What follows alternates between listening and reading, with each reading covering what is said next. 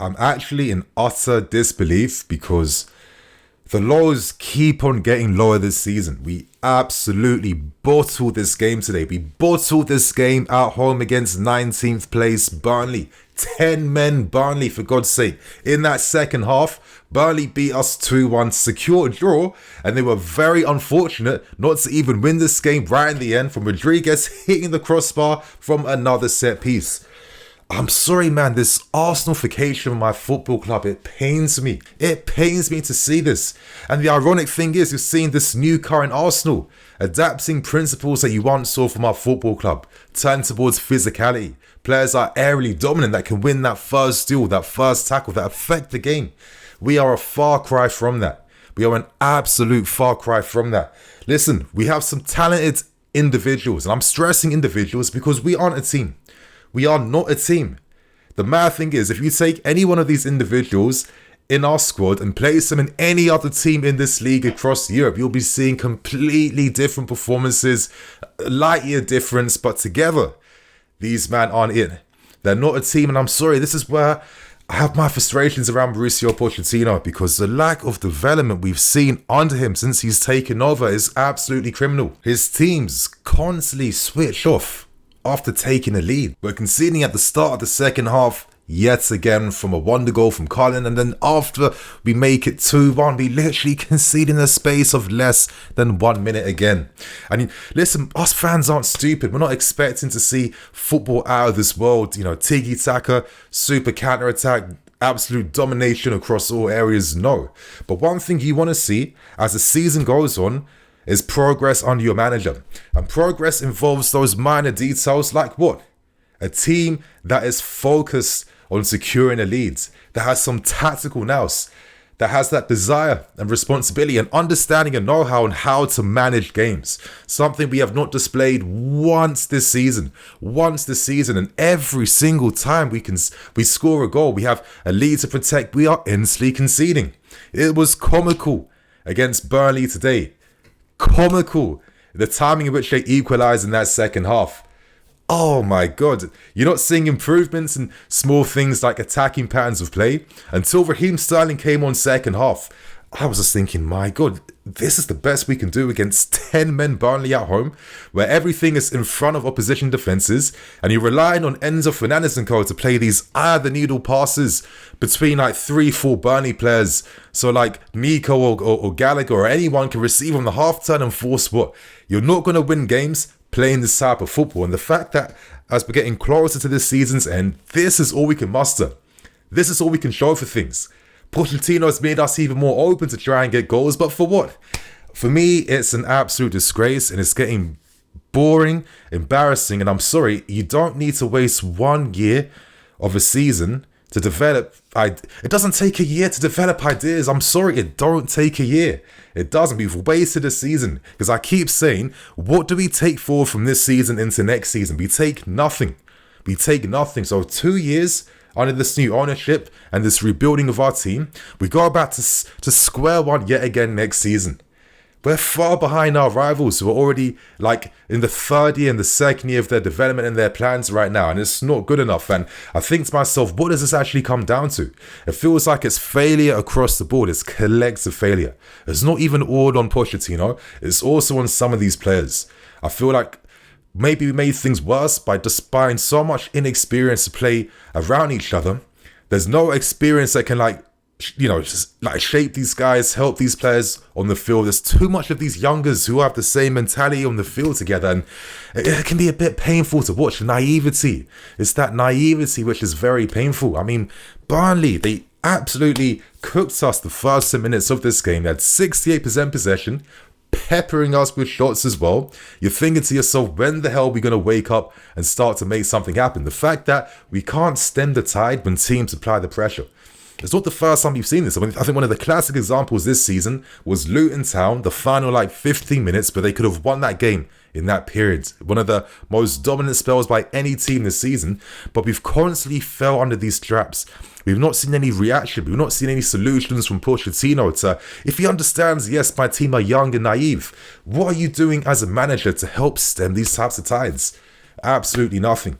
And it's just crazy to me that this is the best we can do right now. Go end to end and toe to toe versus a Burnley team, 19th place Burnley. Now, I'm sounding very disrespectful. I'm going to say this now to get out of the way.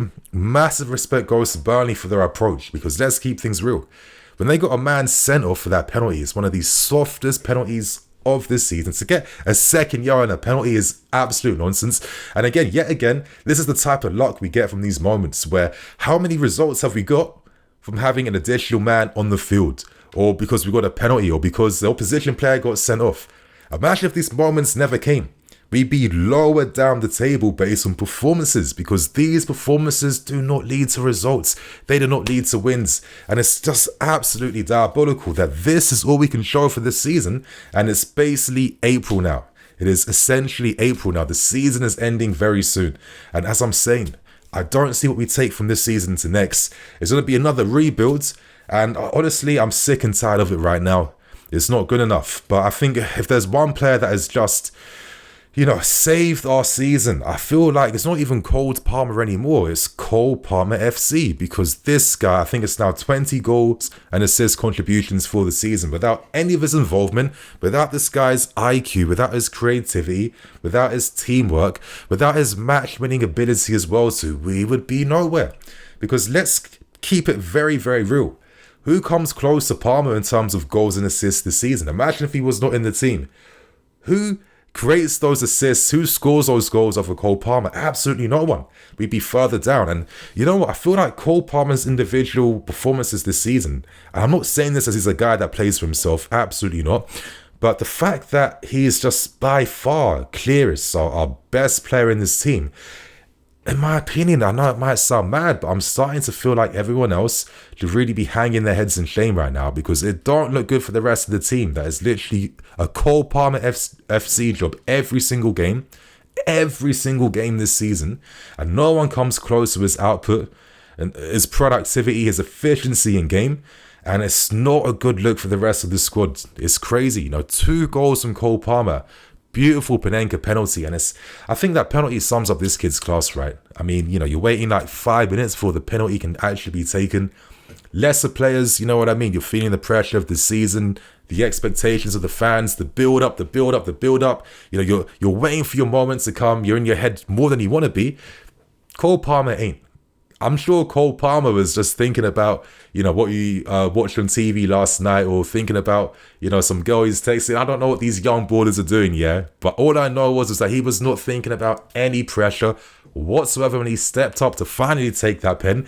And that was demonstrated and shown with that beautiful Panenka. Not the best Panenka I've ever seen, but it's that ability to have that clarity in moments of pressure. That was a great penalty, and it's no surprise that every effective thing we did in this game today came from Cole Palmer brilliance. I mean, the goal he scored, great goal. Again, Raheem Sterling coming on, and he's like one of the few players that has that attacking pattern IQ.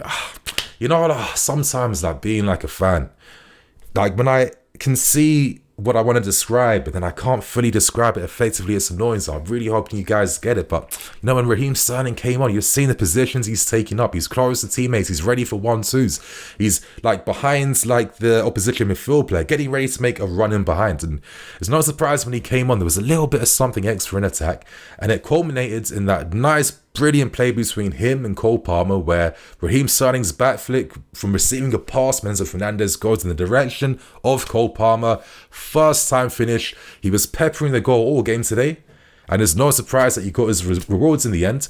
And what made it worse was that he did not get an assist, because obviously he looked to set up his boy Raz. It's 2-2.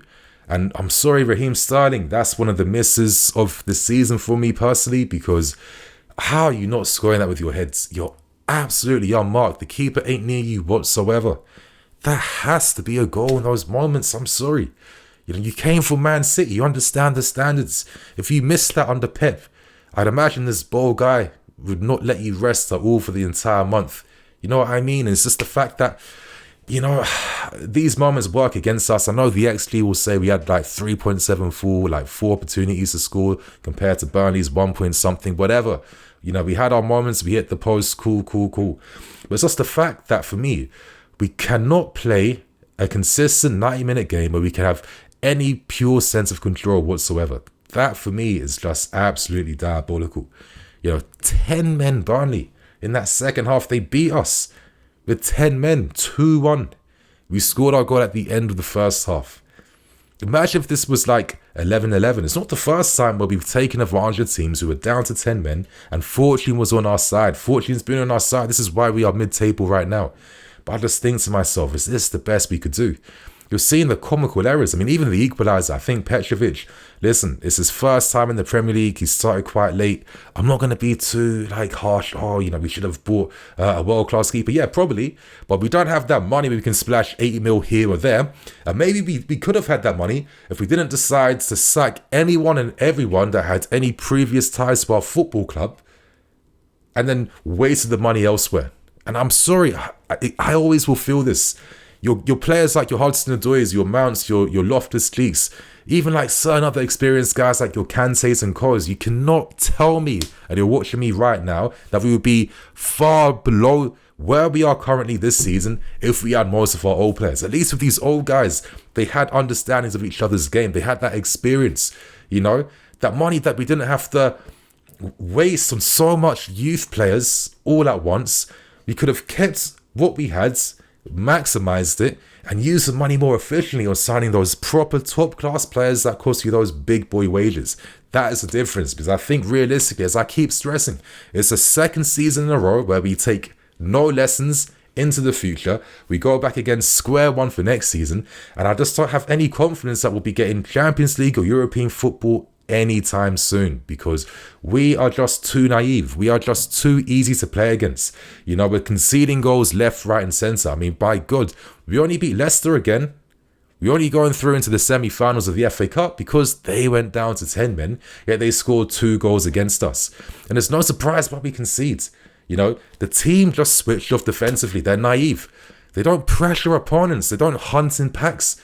It's like they follow the instructions on textbook definitions, but the actual work experience of how to move and behave and react, shape your body in these moments, they just can't do in game. And it's like when I'm seeing Burnley, credit to them, they came out here to play because they got nothing to lose, because they are 19th and most probably getting relegated, when they can just be splitting through our structure of this team in like 3-4 passes, isolating their wingers, 1v1 against our fullbacks, throwing men inside the box. I'm just thinking to myself, what preparation is happening during the week to get these guys ready for games like this? What is the preparation? What was the tactics to nullify Burnley? What was that? Because all we are now is just this open team where no matter what the quality of the opposition is, it's an absolute slugfest from the first minute to the last minute. We're scoring a few more goals, but again, you can't rely upon that to be a consistent thing, because you're going to get found out like today, where even at home against 10 men Burnley, who play with a lot of pride today, we cannot take advantage. And I think it tells me everything I need to know about the lack of development we've seen under Pochettino. I don't want to be using all these examples, but a quick one. Xabi Alonso, yes, it was difficulties in his first season at Leverkusen. Near the second half of that season, they figured out the back three setup.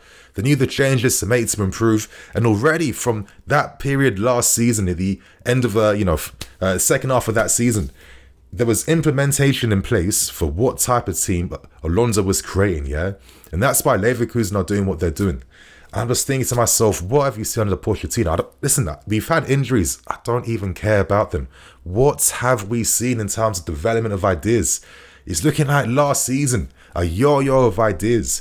We're going to be this possession team. Now we're going to be a counter-attacking team. Now we might use a wing-back system. Now we're going to be this open team. It don't make any sense. And I just feel like it's just a lot of effort and no quality. And I feel like this effort leads to what? It just leads to injuries. I mean, my God, Malo Gusto, the only threat we have down that right side. It seems like he's done his hammy yet again.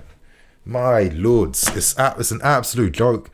And you just feel like there's just no hope left this season. And personally, I'm just waiting for the season to end. I honestly am. So my friends, I'm going to have to wrap things up because I don't want to keep ranting about this game today. But I think we're absolutely finished. And it's just seeing an Arsenalification of this football club where we're becoming like the old Arsenal under Wenger.